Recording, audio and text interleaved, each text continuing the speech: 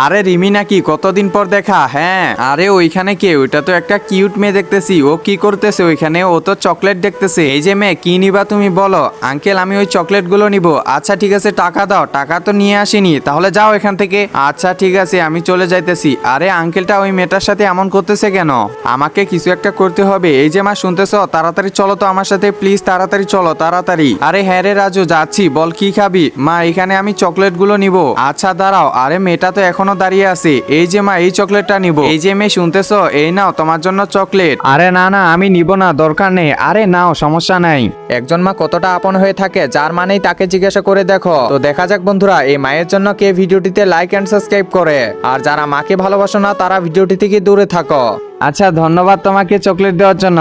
আচ্ছা ঠিক আছে, আবার দেখা হবে। এখন আমি যাই, আবার দেখা হবে। আচ্ছা ঠিক আছে, টাটা। কিরে রাজু, কি ব্যাপার? হ্যাঁ, না মানে মা, হ্যাঁ ঠিক আছে, এমন ভালো কাজ সবসময় করবি। আচ্ছা মা, ঠিক আছে।